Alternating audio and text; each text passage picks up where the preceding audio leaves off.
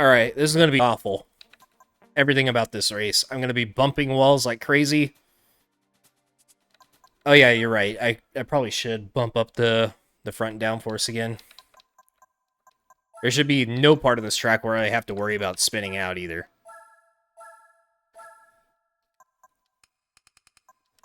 Oh my god. Fuck this game. Oh my god. How many attempts is it going to take? Finally. Jeez. Navigation. Menus. Ugh. Start. Please. Rolling start for a Formula 1 knockoff race, because that makes sense.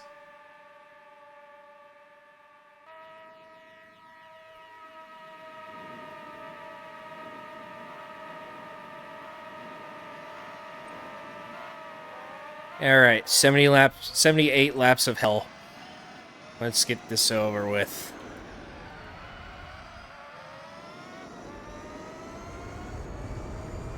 I'm pretty sure the 1,000 miles race here was also 78 laps, but I don't remember exactly.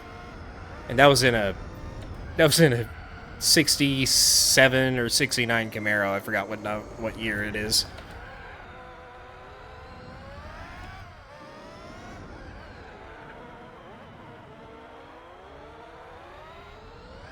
The worst part about this track is this corner right here. That little bit that I just nudged right there. That part should not even... That shouldn't even exist there. That's the most annoying thing to hit. Every single lap.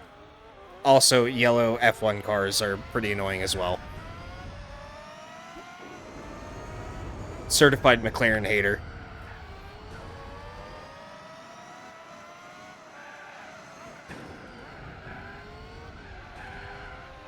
Oh my god. Alright. It's actual bumper cars.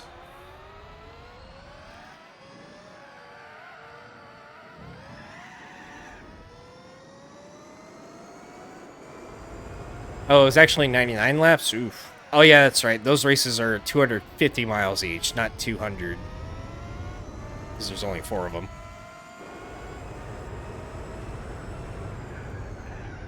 Alright, disappear from my mirrors. Or further back into my mirrors until you just disappear. You know what I mean.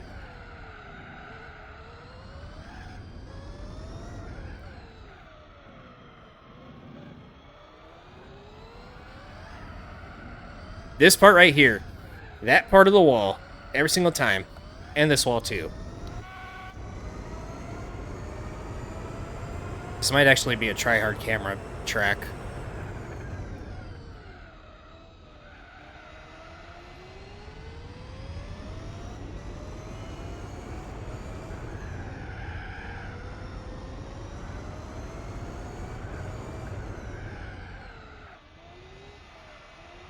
I also, like, rarely drive this track in general, so I've been bad at it for forever.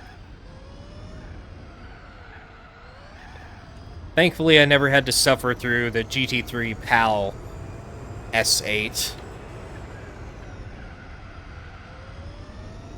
Matter of fact, whenever I did GT3 license tests in general, I never went for gold anyways. With the exception of, like, my random GT4 or GT3 run a few years ago, where I did have to do it. But it wasn't PAL times.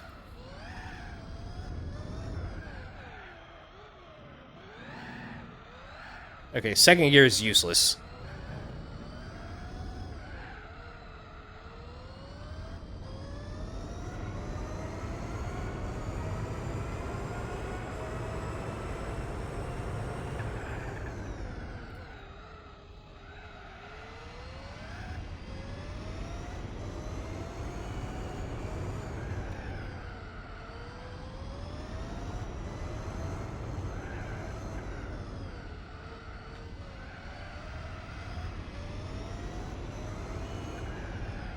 Wait, that's an actual achievement for GT3 retro achievements?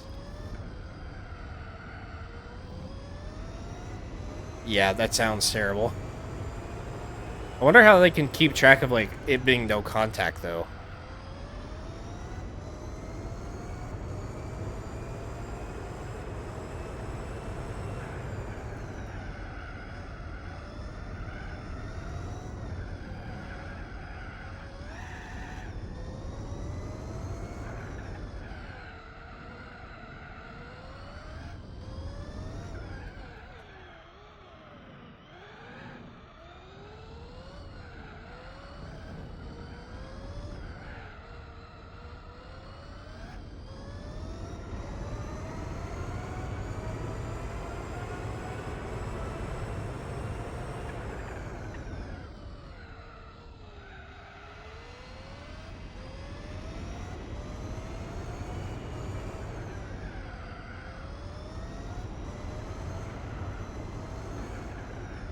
Oh, wait a minute. Isn't there, like... I forgot what version of the game it is. I think it's GT4 Online, actually. There's, like, some kind of... I think it's just in, like, regular time trial. If you go off track or if you hit a wall, then the time turns red. I forgot what you have to do to get that to actually work.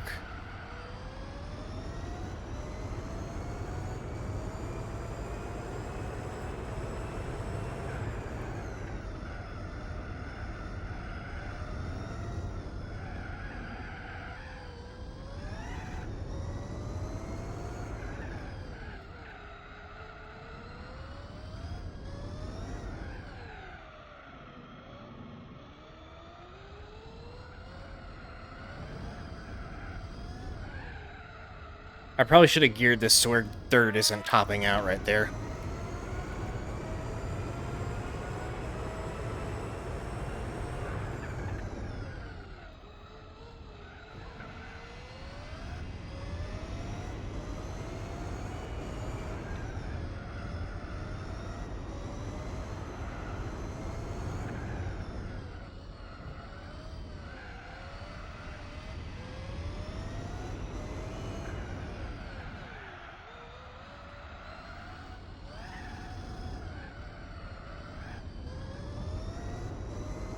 Yeah, well, in GT3 there wasn't, like, any contact penalties or anything like that. But, well, technically every Gran Turismo game has to have that kind of flag for license tests, at least. So it probably just uses that same thing.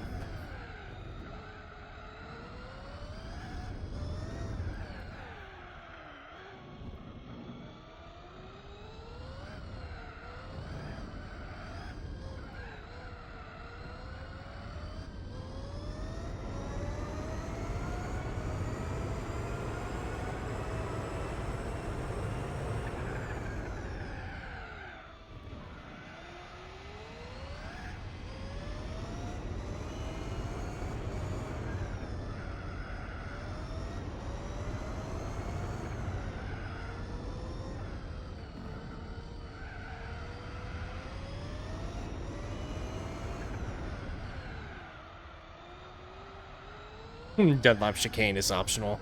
Yep. Pretty much. You just gotta pray that your car doesn't get yeeted into orbit, though.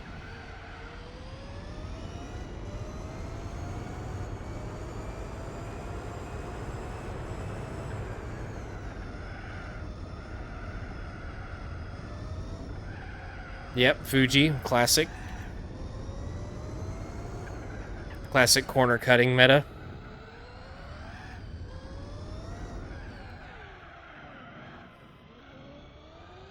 Then you have the wall riding meta at Amalfi. The RSC Rally Raid car grind.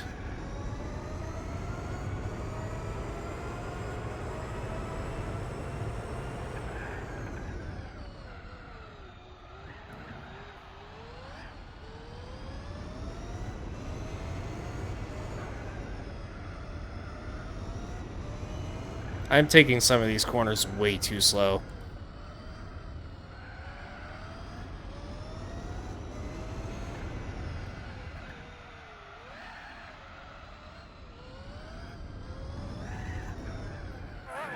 Only 7 laps on a set of tires. That's weak.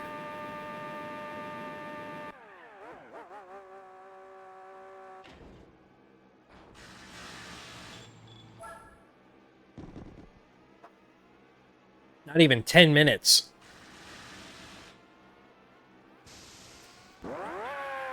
Also, 115 for best lap so far, so much shorter lap times than I thought it would be. But it's still 78 laps. How long does a real life Monaco GP usually take? Whoa.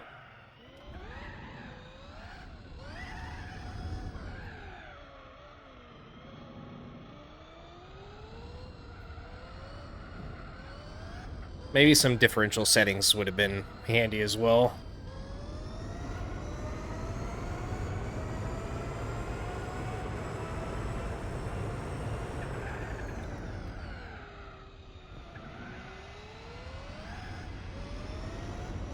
Well, yeah, 78 laps, but like time-wise.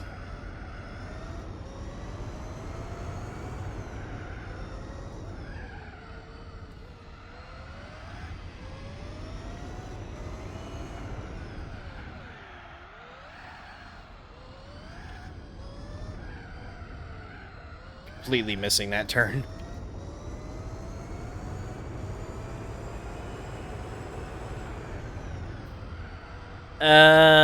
Well, I think the wheel options like have always been the same. You could use just about any wheel, but it's pretty good on QT now. It's still kind of buggy. Like the force feedback cutout issue for I don't know why, but when I was on Windows 10, I didn't have that problem anymore after a certain update. But then I upgraded to Windows 11, and now I have that problem again. So I had to map steering and force feedback to port 2 as well. And just like once every couple hours, it'll turn off for a split second. And sometimes my paddle shifters won't respond either, and I have to like double click, or sometimes they'll double click on their own. So it's still like not where it should be, but it works for the most part.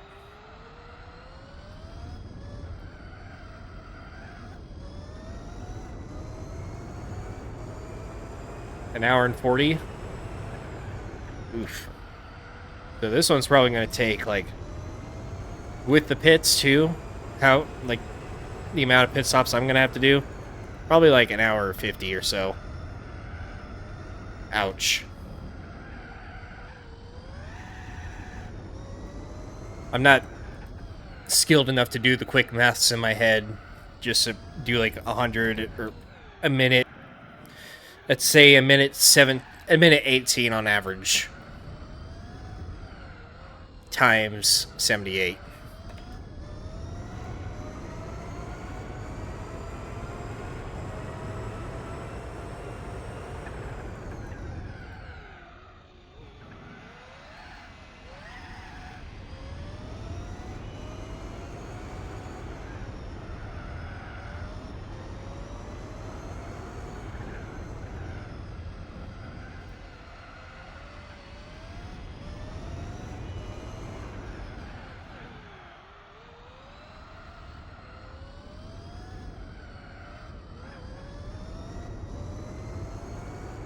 It's just not a good track.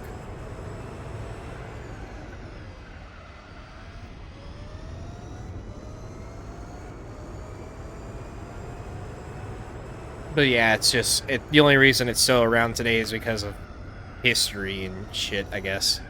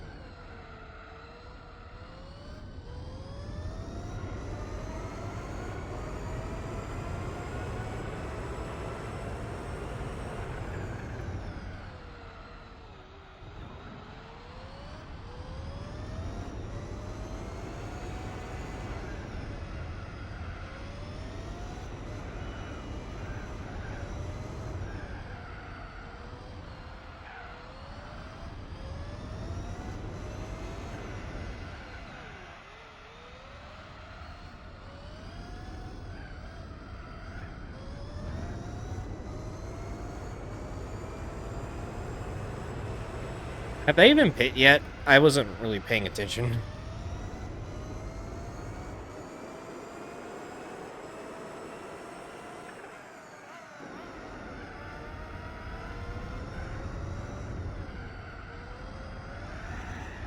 Oh.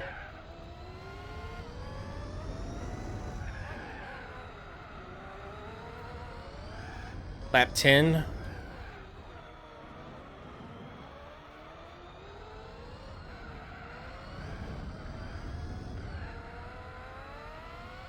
Lap 10 or 9.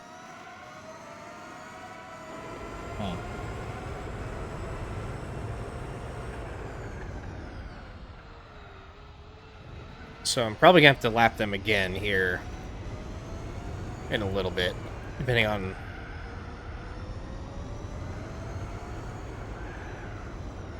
how long my pit stop actually takes.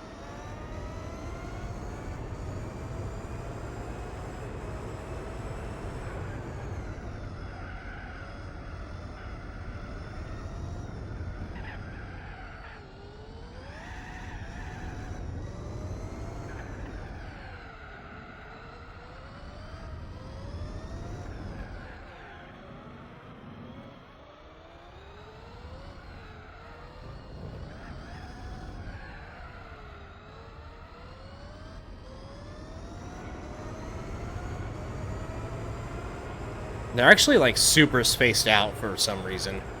Don't know why. I guess they do not drive well in traffic around here.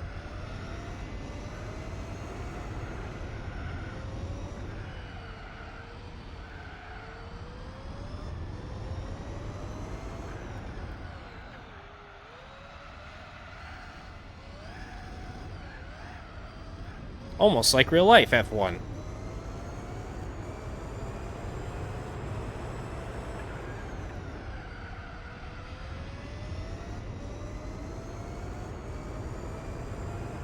By the way, do y'all think Max is going to take the championship by the end of it?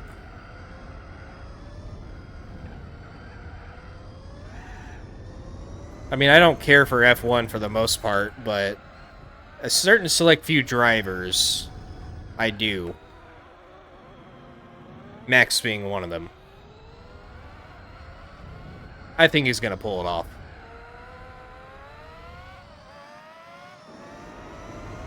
I think Lando and Oscar are gonna wipe each other out again at some point. Probably not the next race, but sometime in the next few races.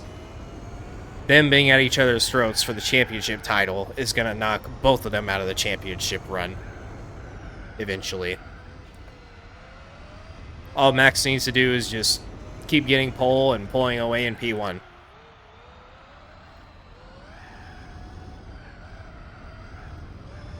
I probably should have pit. But I need to go an extra lap at some point anyways, so might as well be this one.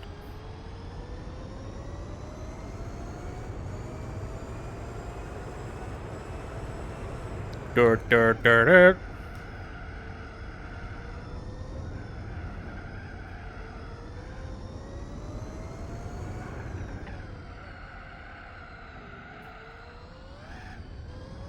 I'm excited to see Max in endurance racing. He's gonna dominate in everything, but he brought like a ton of viewers to the Nürburgring NLS streams too. It went from like a couple thousand viewers to like 78,000 just because he was in it.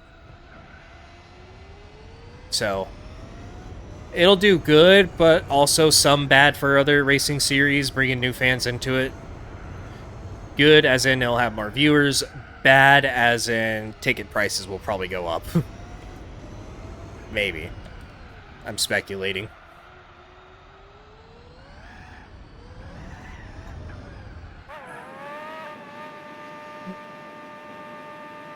Yeah, I mean, I'll be semi-interested in, like, IMSA and WEC, but I don't keep up with any racing series year-round.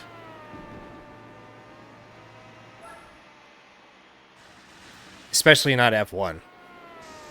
Like, I don't really watch any full-length F1 races. One, because I don't have a membership for F1 TV.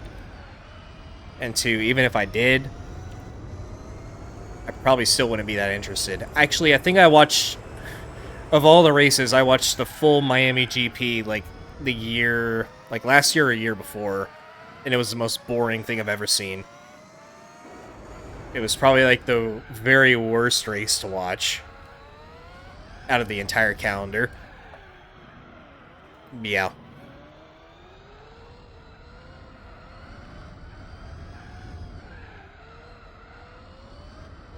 The one race that I will watch every single year, like, unconditionally, is Nürburgring 24 Hour.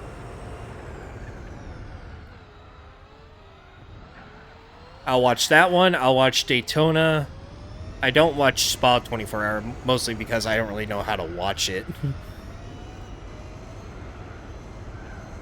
But yeah, Daytona and Nürburgring and Le Mans. Le Mans is a little bit harder because I don't want to buy a whole month subscription to some service just to watch one race. Like, if the race is easy to watch, then I'll find a way. Or if I could just turn my VPN on and watch it for free. Which is what I do for Nürburgring. But that's pretty much it. I'll stay in the loop for, like, IMSA and a little bit of WEC, but that's about it.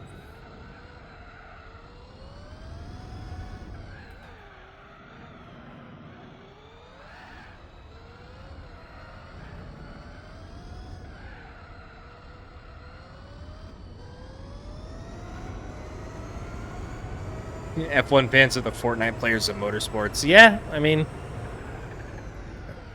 that's not inaccurate.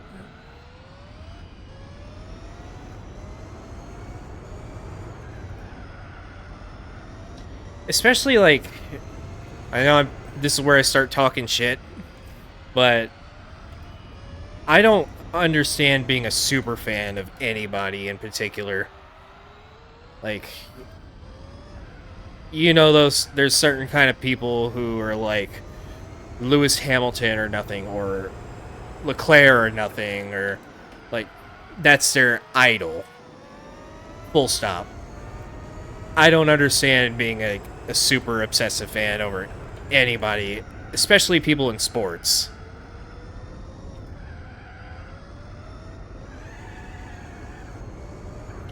Now, don't get me wrong, I like Max Verstappen. He's my favorite F1 driver, but I'm not obsessive over him. I don't have a full, like, fan page X account for Max Verstappen. I just think that's, like, going over the top for somebody that doesn't even know you exist. It's, what's that word? Parasocial.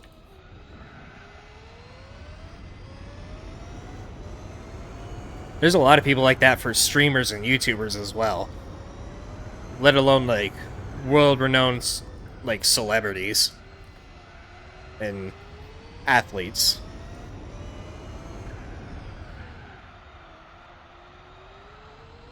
Like, there's a difference between liking an athlete or a celebrity or something and being obsessive over them to the point where it's like, alright, chill. They're, at the end of the day, they're just a person.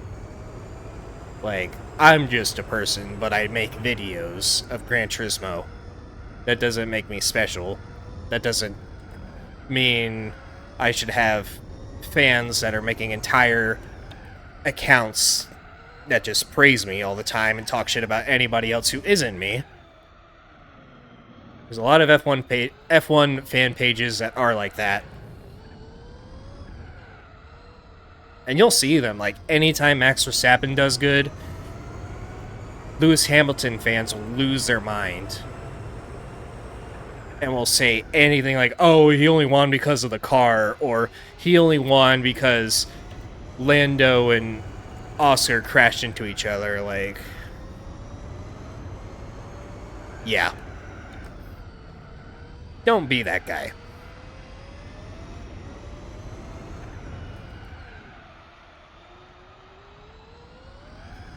But that's like the number one reason why I don't really hang around with those types of communities anymore. Like, I don't want to get into a mainstream community of anything, really, because that's where some of the weirdos are, if we're being real. I don't want to get too involved or too in-depth with certain things.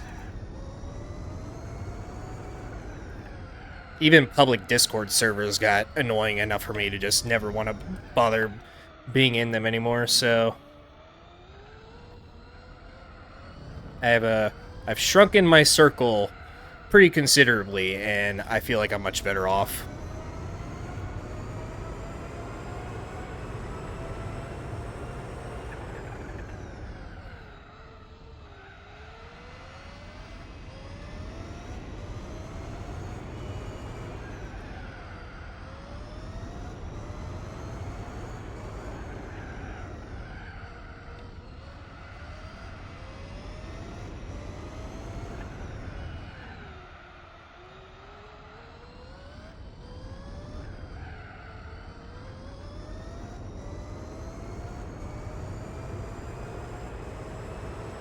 Also, like, whenever I do meet somebody who's somebody would consider to be a celebrity, I don't freak out. I don't think I've ever asked for anybody's autograph, like, no matter who it was. But I just treat them like any other human. I'll be like, "Hey, I like your stuff." And that's as far as I would go with it. I wouldn't be like, I'm your biggest fan. Can I get an autograph? I mean, that's just too far for me, at least.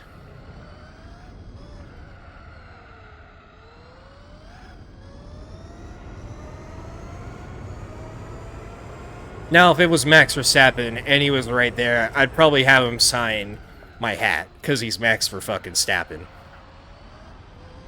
But I wouldn't be obsessive over it or freak out. I'd be like, "Yo, I just met Max Verstappen. That was kind of cool."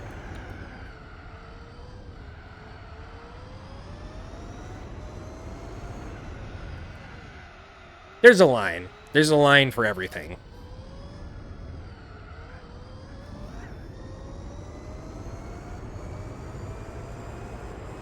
Yeah, most of it's just like teenager behavior, really. Of course, I've kind of changed into like this way of thinking over time as I go older.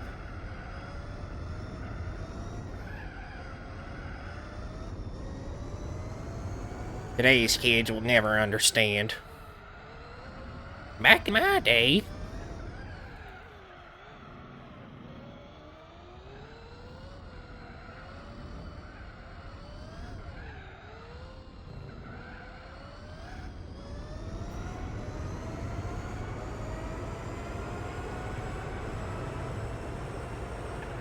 I don't think I actually talked to Yan at all, but I did see him in Amsterdam in 2023 when I was there.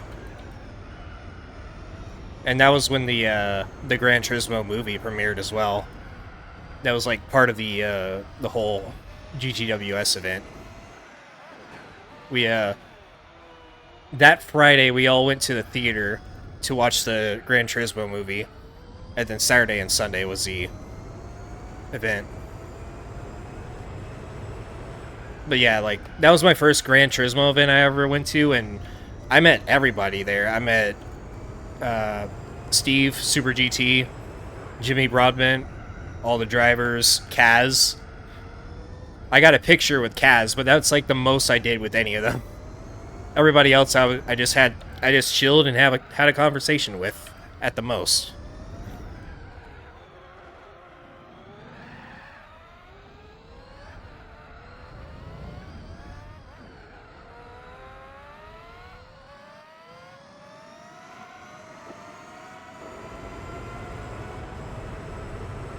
Technically, I'm not supposed to be able to change the oil in this because Formula GT cars aren't supposed to be able to access GT Auto, but unbeknownst to me, I actually had a cheat, a PCSX2 cheat enabled that did allow me to enter GT Auto with this, but it didn't make a difference anyways. Because these cars actually don't have oil, like, degradation. So changing the oil does nothing in the first place.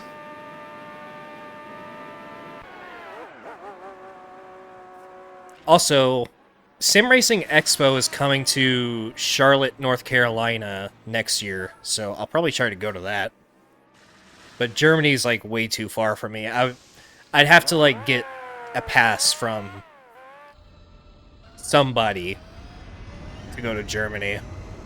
I can't justify that trip spending, or I can't justify the cost spending out of pocket to go there. I definitely would not make that money back through the channel. But North Carolina, I could probably make the trip fairly easily.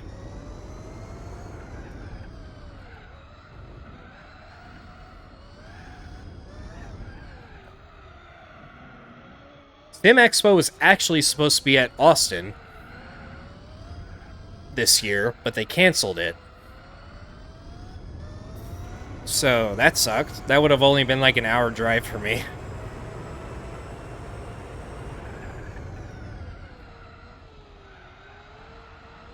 But yeah, they canceled it, and now it's going to be in Charlotte, North Carolina, of all places, next year.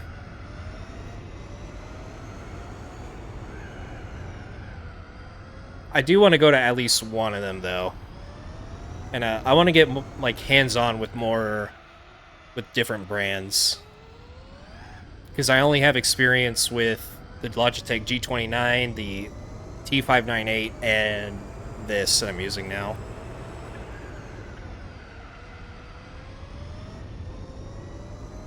And plus, I want to try a motion rig. Those look super fun.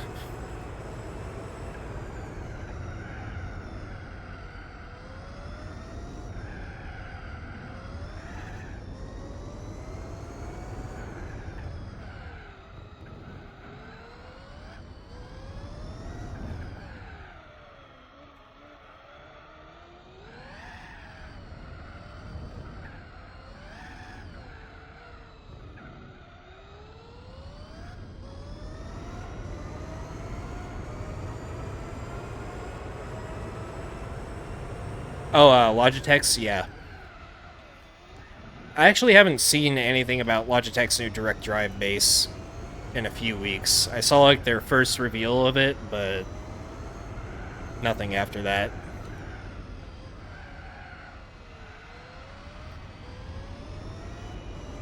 What I really want to find out is, like, what all the hype is about these expensive pedal sets. Like, there's got to be a reason some of them are over $1,000. But I'm not going to spend $1,000 on a pedal set and then try it out at my house. I'd rather just try it out at an expo center somewhere.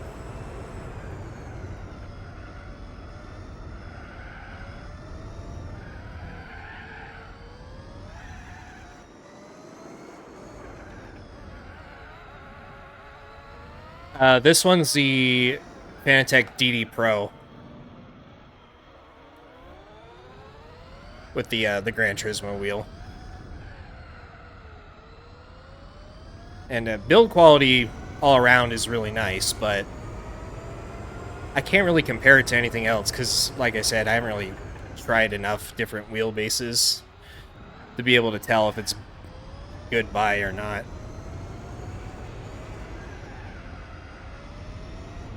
It's definitely way better than the G29 I was using for like 3 years before this.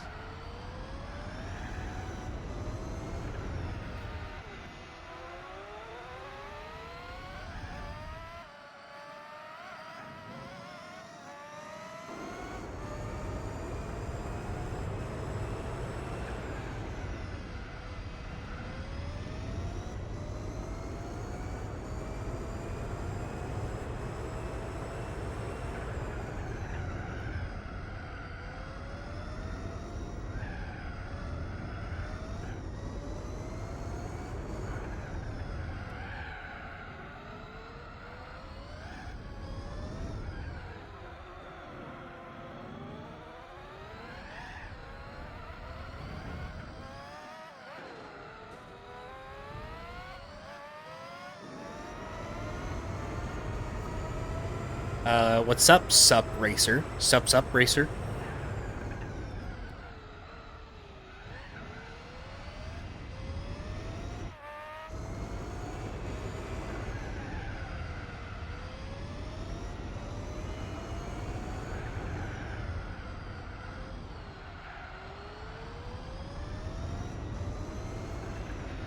If I had the money to drop on anything right now, I'd probably get like like a Moza R12 or R15, and I want those turn signal stocks. They made those for truck simulators, but it'd be like cool to have for Assetto Corsa, Shutoko, and no hezi, I guess, but no hezi without the weird obsession of BMWs and Trackhawks and yeah, typical no hezi cars.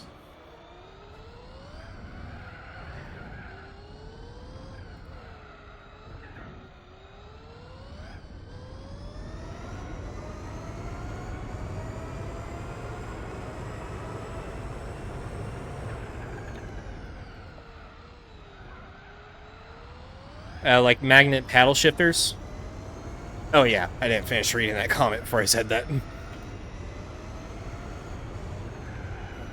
Yeah, I wanted to do that like really early on my G29, but I just never got around to it.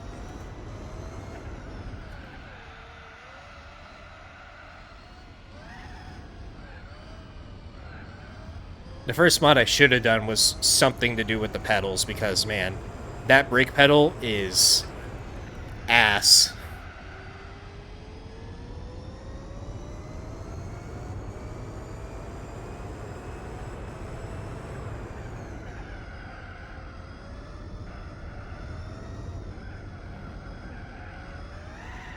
Yep. Deadly wall tap.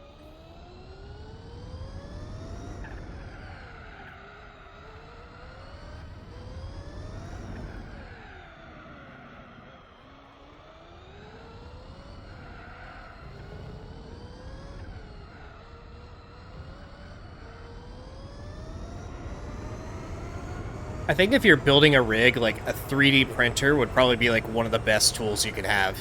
Because then you could make like just about anything to put on it. As long as it's not like a mounting plate for like a wheelbase or something, because you don't want to make one out of plastic. But actually, there's a guy I know who's made like a few different 3D printed products for sim rigs. One of them right now is holding my Elgato Stream Deck in. But this, it's not attached yet, but it's a 3D printed cup holder,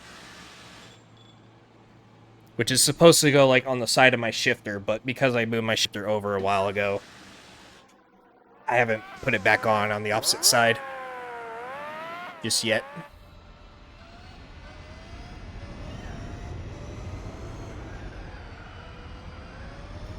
So 3D printer is very useful to have. And I'm pretty sure like with the 3D printer you can make like several different kind of custom mods for at least the Logitech wheels.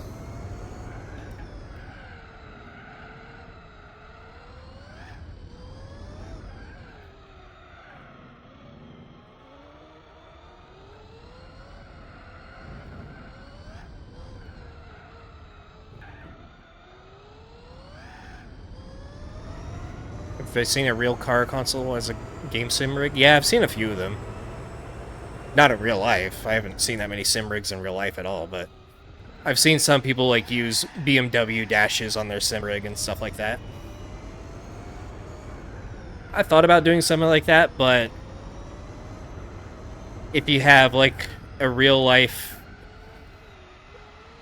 let's just say BMW dash for example, and you're driving a Formula GT car or a GT3 car or something that doesn't fit, then it's kind of like,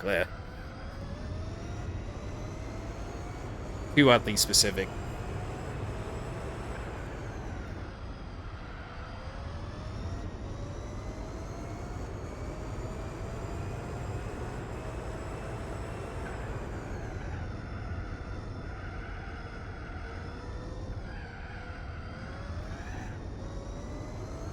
What I really want, and I don't know if anybody's made one of these yet, but I want a shifter that actually feels like a real car shifter. I don't want some overpriced piece of shit where like the anchor point is like super high up so it doesn't feel right whenever you're shifting. It's something that doesn't I want it to feel like I'm shifting with a real transmission, like my car, for example. I still have not felt a sim shifter do that.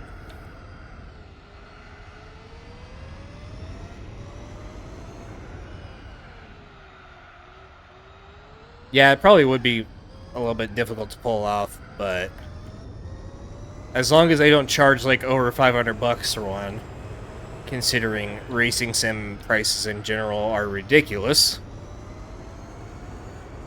I'd be down for something like that.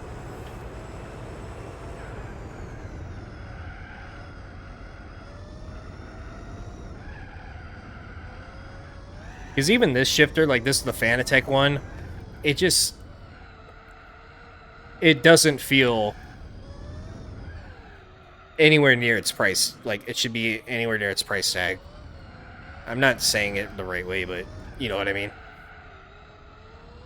It doesn't feel like a $300 shifter. It feels like a $150 shifter.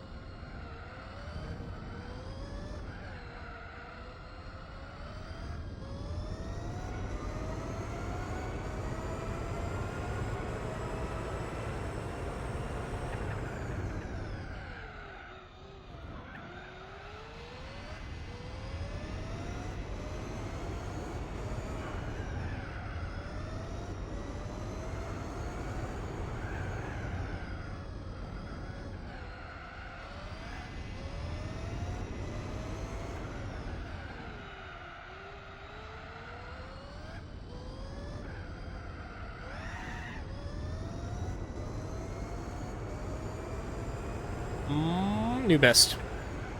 Just barely.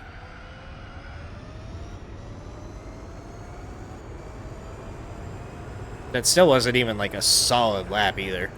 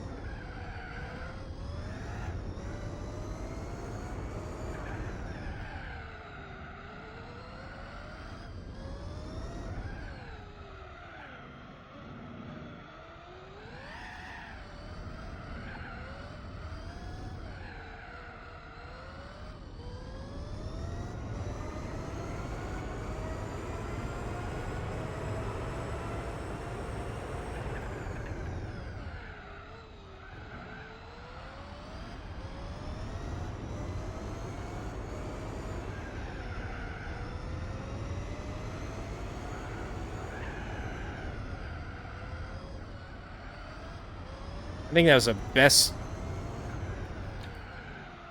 Yeah, that was the best one I've done yet. Up until this point.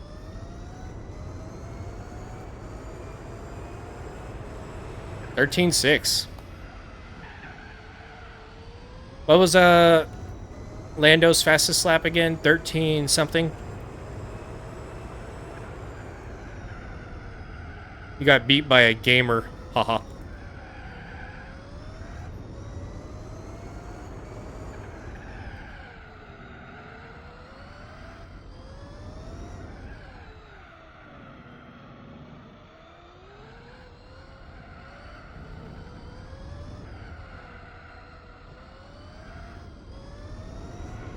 $113 too? Alright, bet.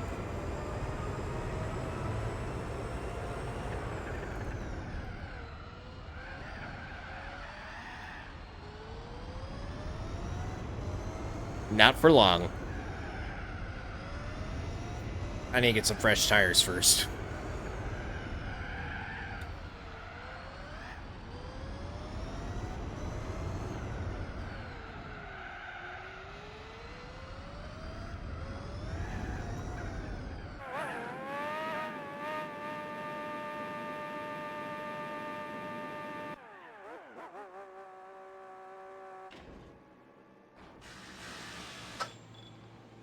Almost halfway done with this.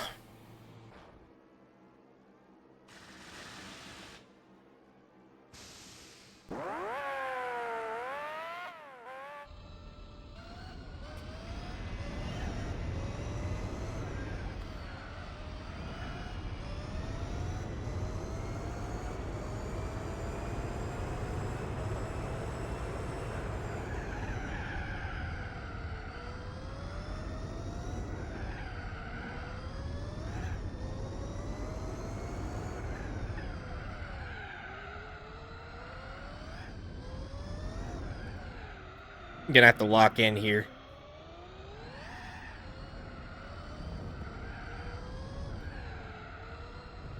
Forget Lando's time. I'm going for a 112. If I can nail this chicane and get it perfect, then I'll have it. On the lap that counts.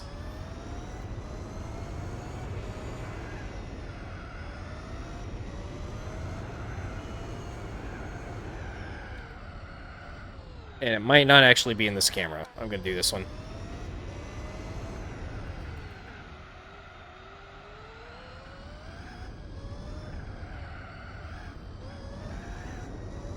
Need to get this chicane right and also that one.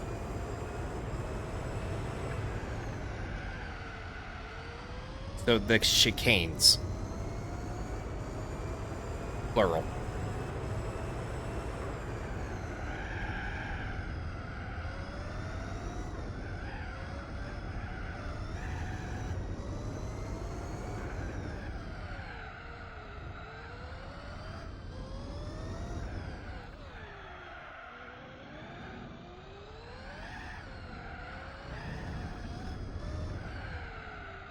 And also hit that apex for once.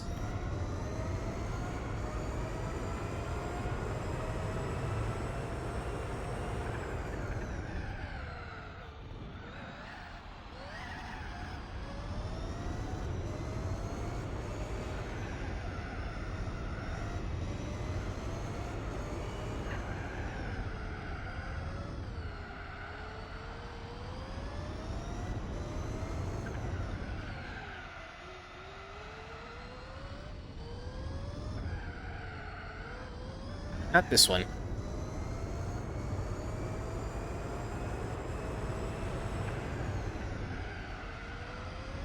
Car didn't downshift. Thank you, wheel. We do a little chicanery.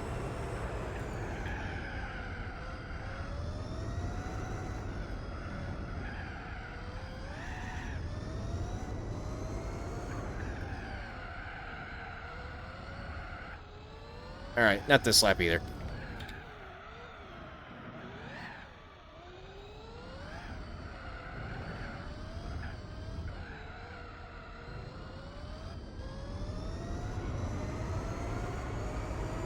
Yeah, it kind of behaves like GT7 in that way, but a little bit more exaggerated.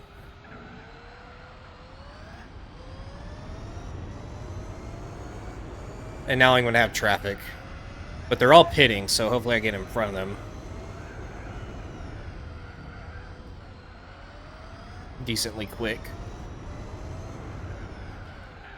Oh, okay.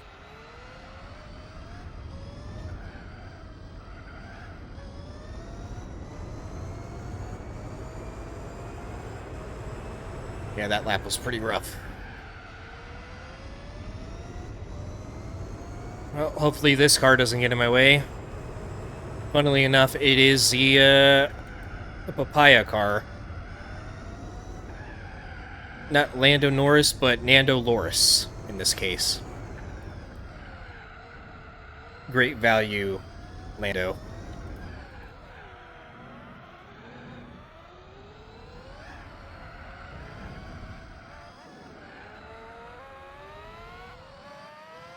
We'll get a little slipstream at least.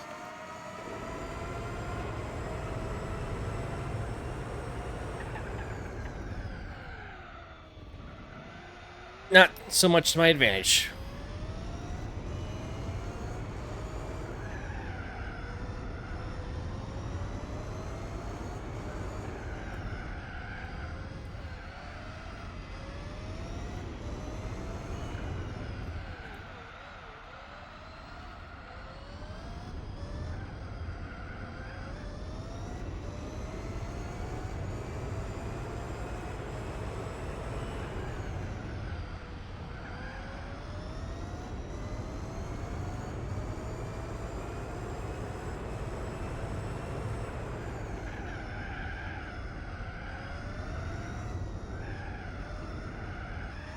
Alright, I need to stop hitting that wall too. That's probably like killing a lot of my time.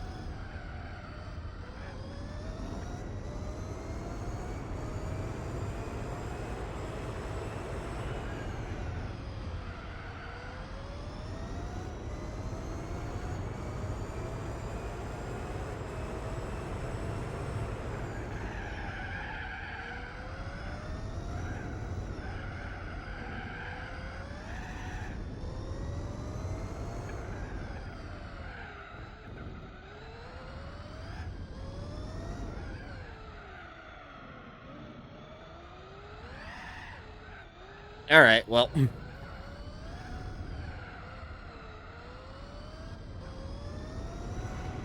Let's see, lap 42. Would be when I pit, but I went one extra earlier, so technically lap 43. Next lap. And these tires are probably falling off a little too much already.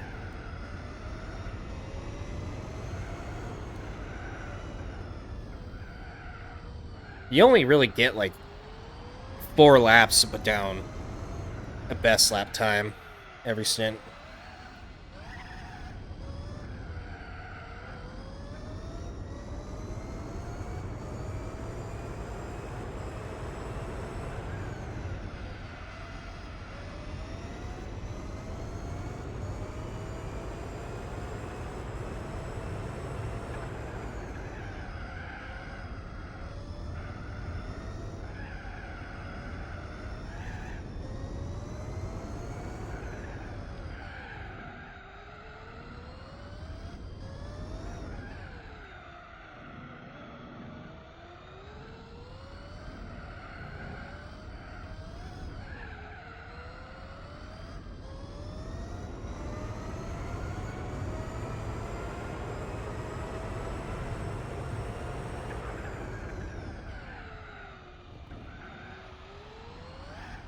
You know, I think I actually saw like some kind of rubber band thing for a shifter like years ago.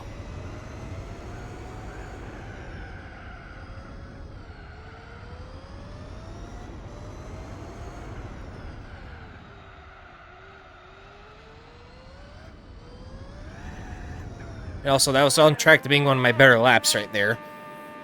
But the tires are dead.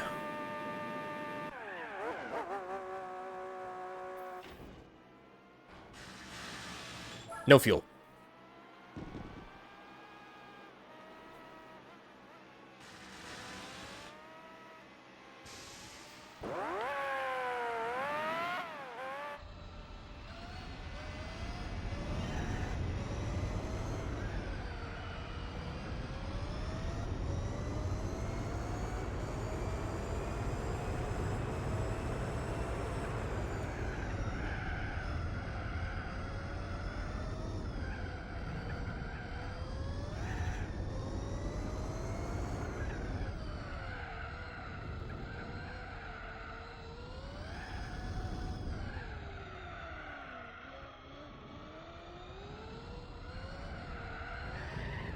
Well,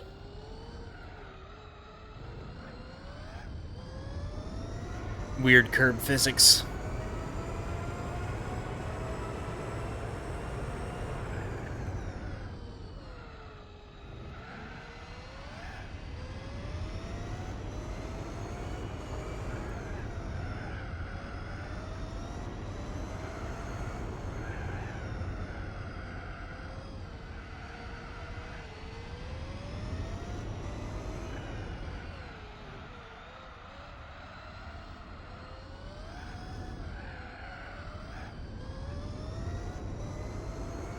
Alright, let's try this again.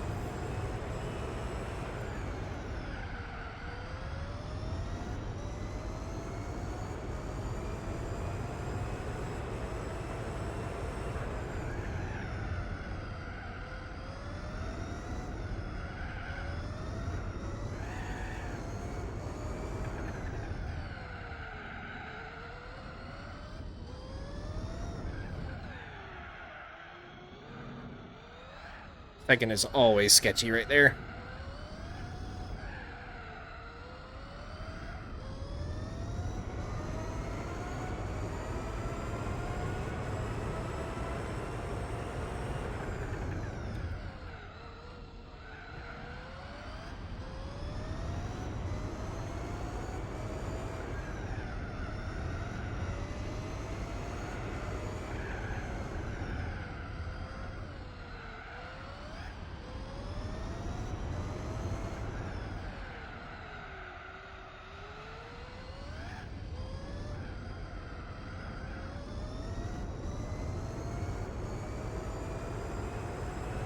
There we go.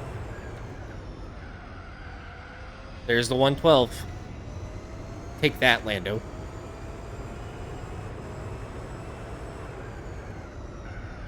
Can't spell Lando without L. Haha.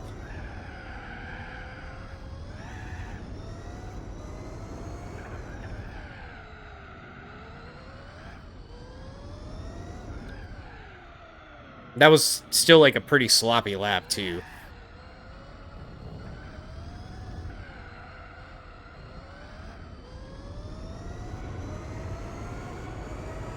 Plenty of time to make up there.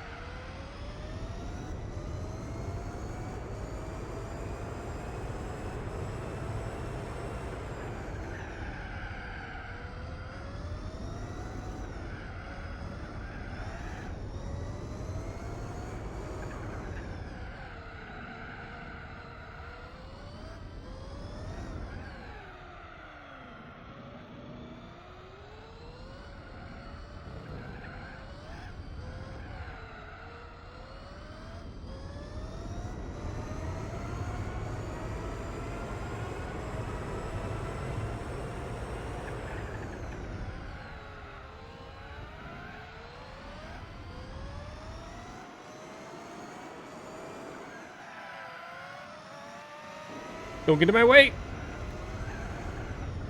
Okay, well, that probably could have been another solid lap, but not anymore.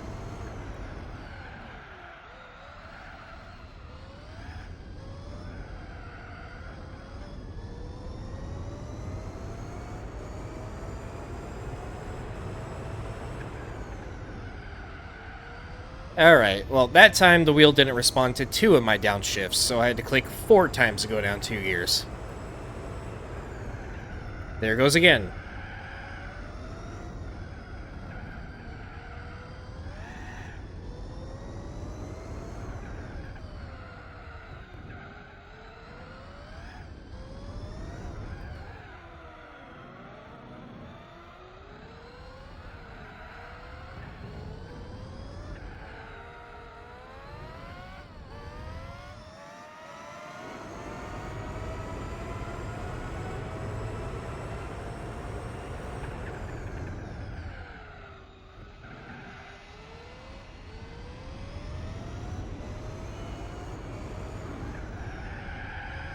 Oh, that was a slide.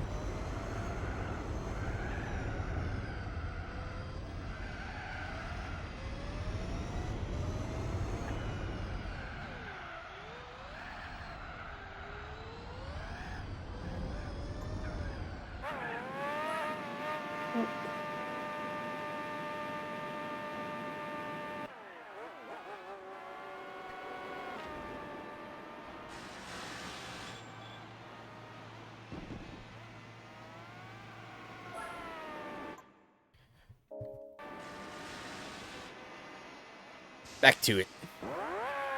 Also, rank car.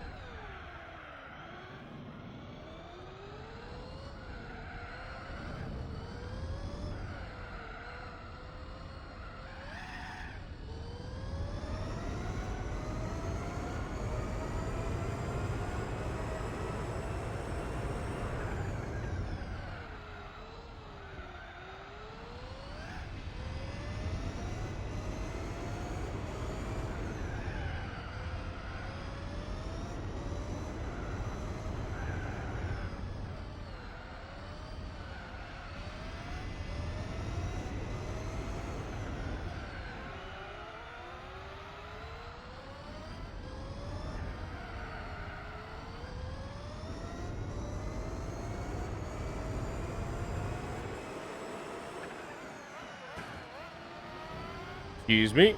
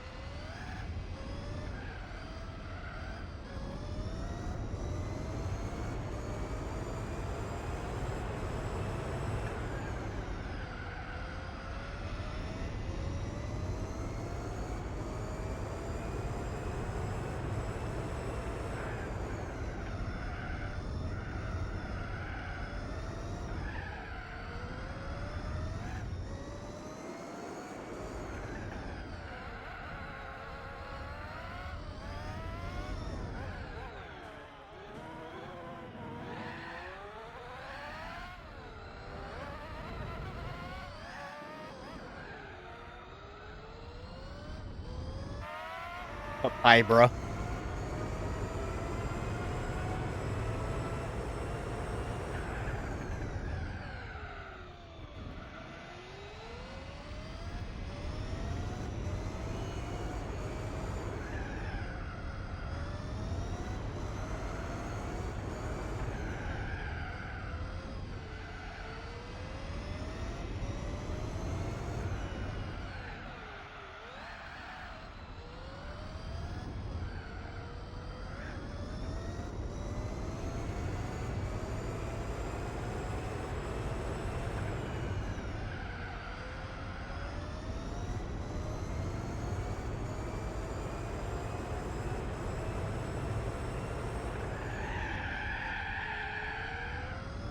That was a big slide.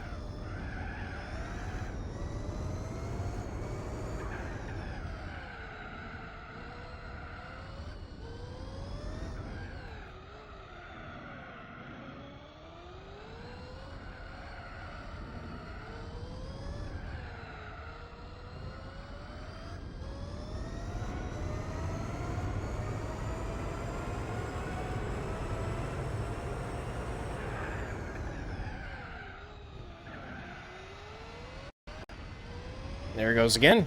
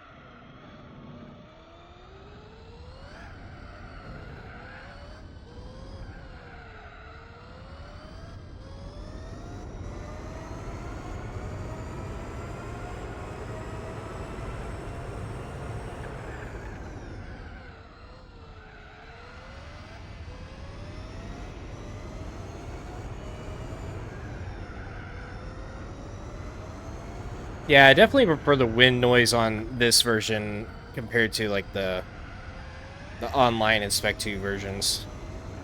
They changed it in those versions for well, technically I changed it for the online beta for whatever reason, but I prefer it in this one. The OG.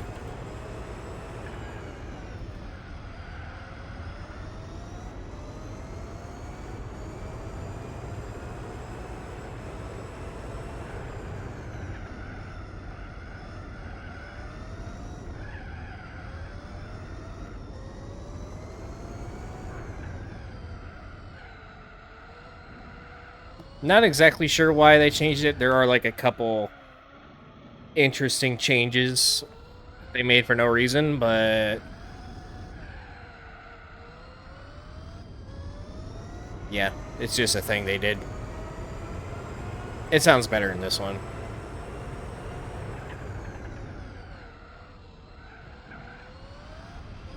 In the online beta, it sounds like a little bit higher pitch.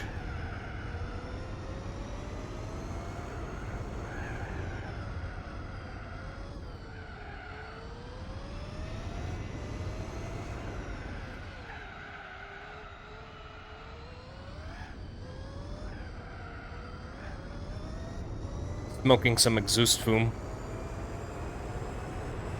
That was almost another 112.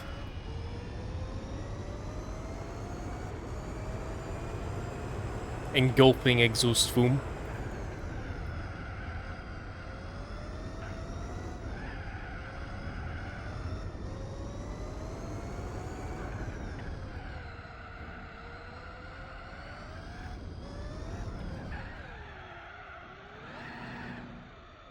I double shifted.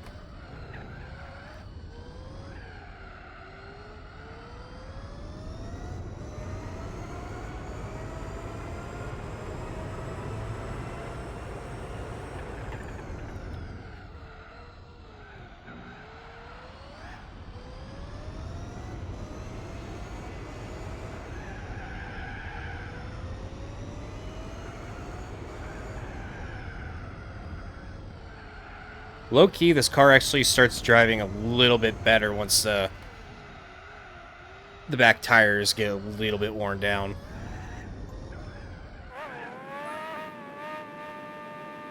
Just, one more... No, right? No. 2 more pit stops to go after this.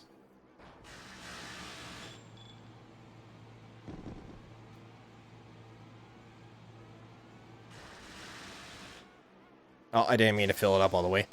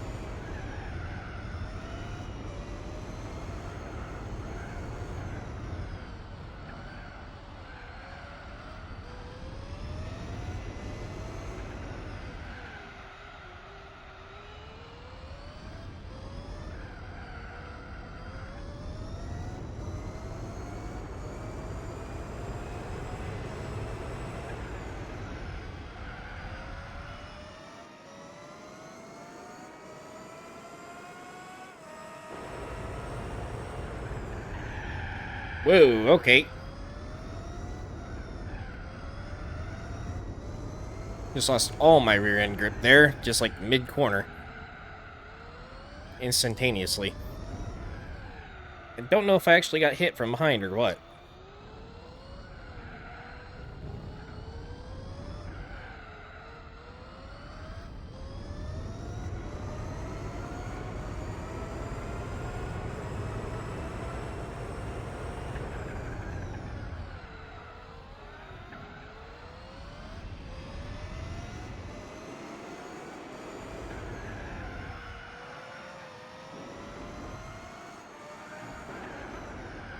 Excuse me. That was actually, like, smooth right there. Wow.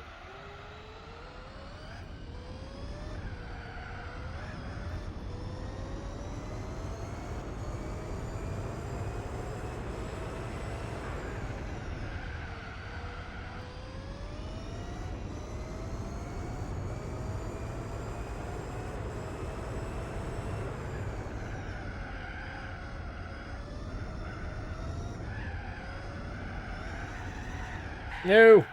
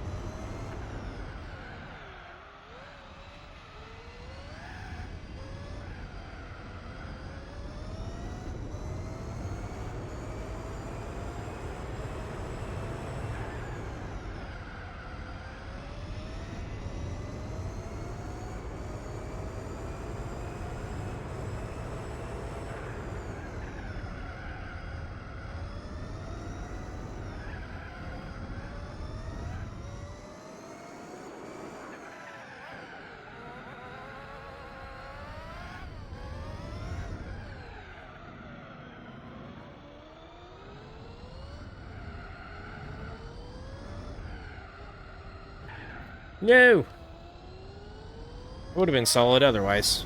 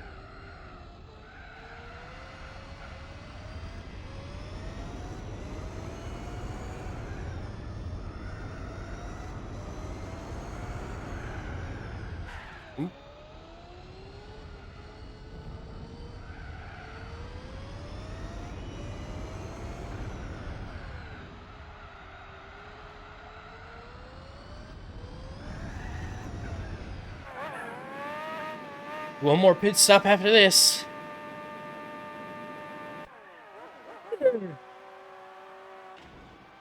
Already getting to that point.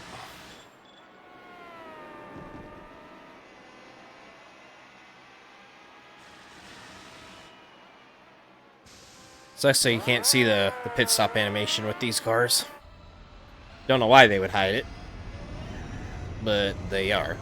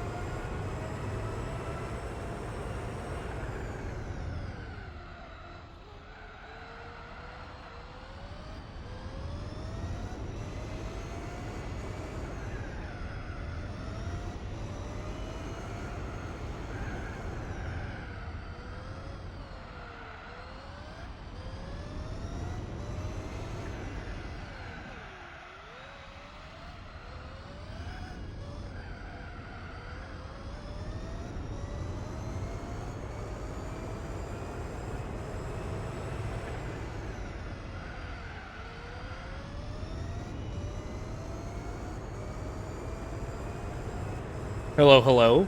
Welcome back.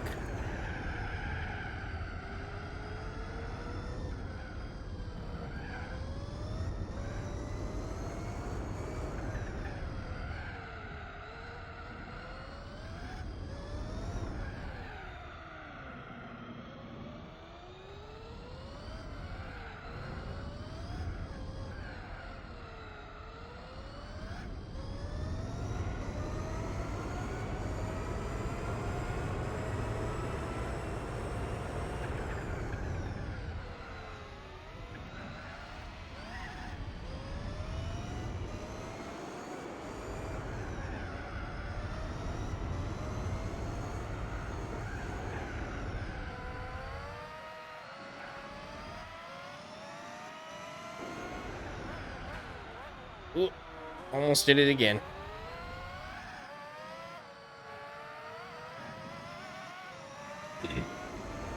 Get out of my way, no Riz.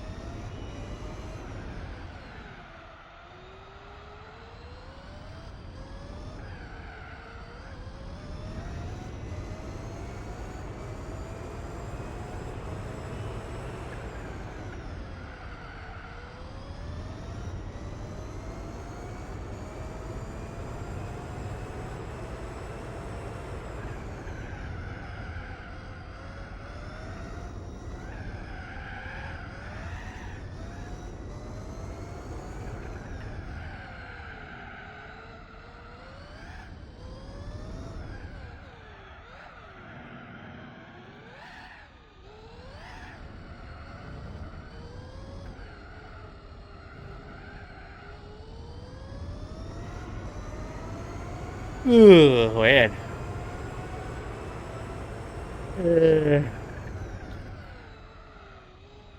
I have 3 more races to do after this still, and I'm already, like, worn out.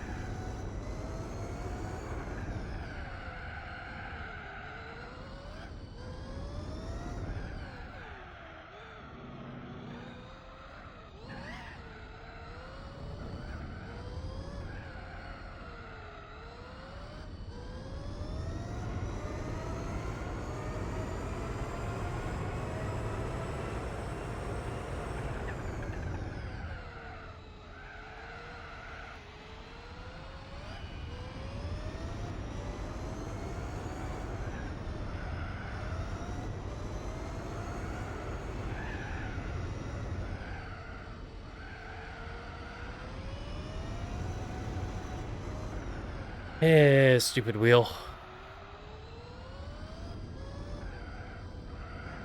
Or PCSX2, whatever the fault is.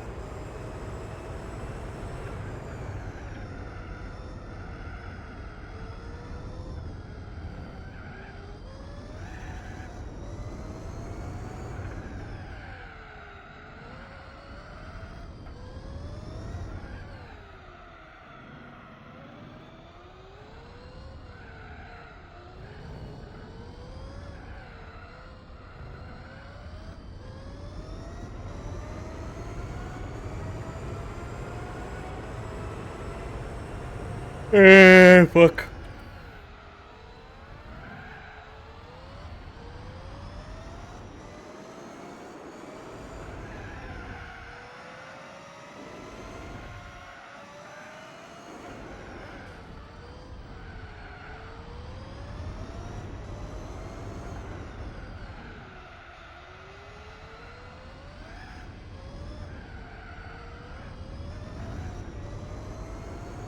Oh, I forgot to pit. The curse returns. Stay out, stay out, stay out. In.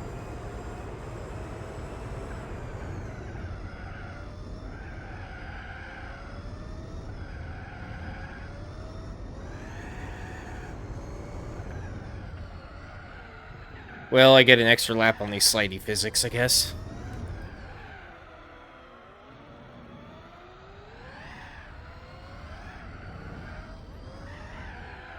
Alright, I meant slidey physics, not spinny physics.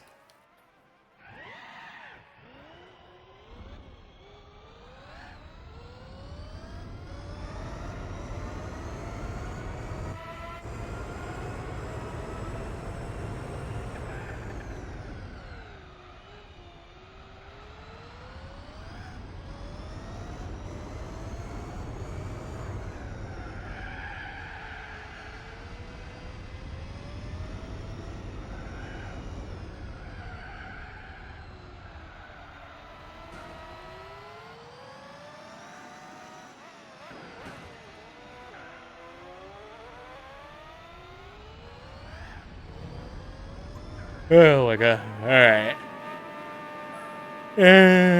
Tired. I shouldn't be tired right now.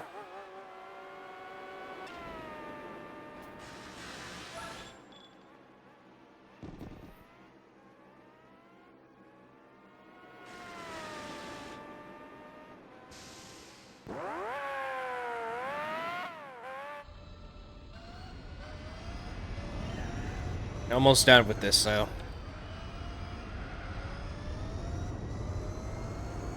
One of the more annoying races of the whole championship. And longest.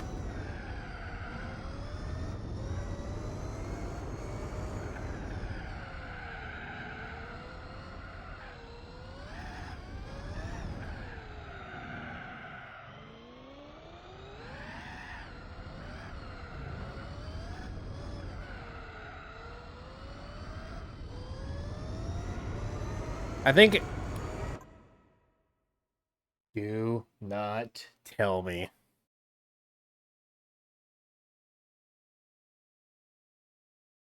Nope, I'm going crazy. I did not see a mosquito fly in front of my face. I'm going crazy. That was a big floater in my eye. That was not a mosquito. That was not a mosquito. That was not a mosquito. It was totally a mosquito. It was definitely a mosquito. It is biting me in a very, very bad spot that I do not want to be itchy in right now.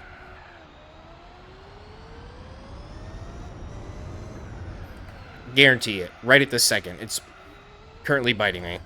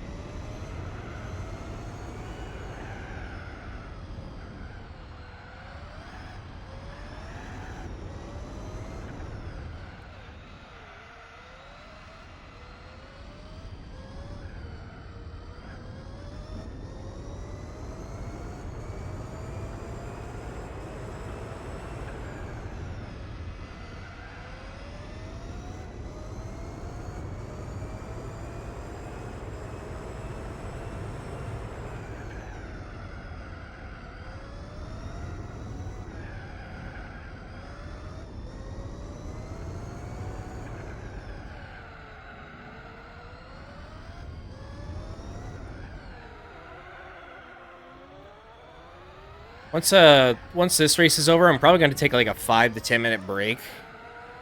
Try to go wake myself up a little bit. Because I am like... I feel like I'm on the verge of passing out, even though I shouldn't.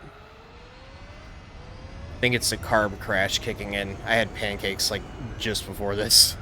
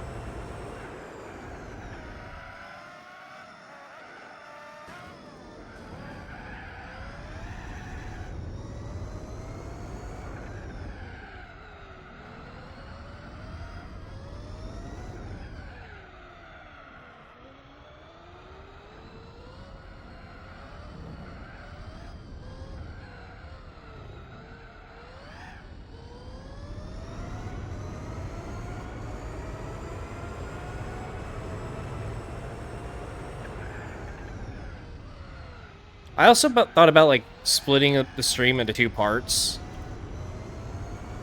At least like whenever I thought I was gonna have to do shit today, but I was thinking like maybe I could do the first 2 races and then take a couple hours off and then do the second or the other 3 races later. That actually sounds like a better idea. And I have plenty of time to do it today.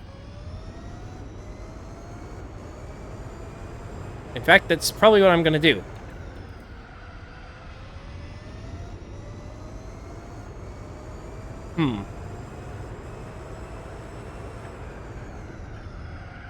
Just get like a full nap in instead.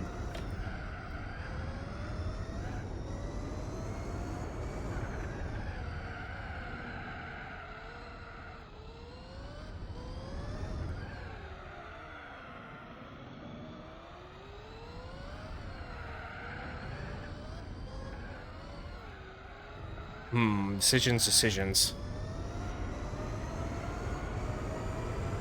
Yeah, I'm gonna do that, actually.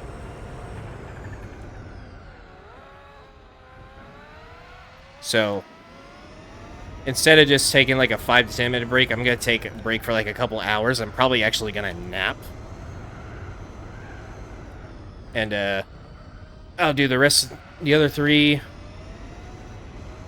sometime later this afternoon. And, yeah, we'll still easily finish, or get to race 11 technically by the end of today. 3 more races should take about 4.5 hours, so... yeah, plenty of time.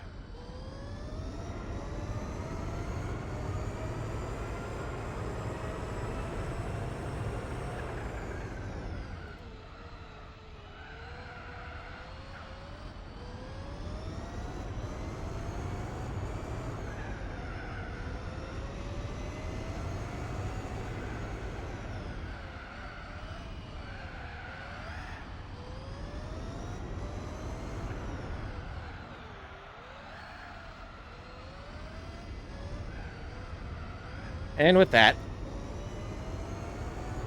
Monaco, or the Great Value Monaco Grand Piss is over.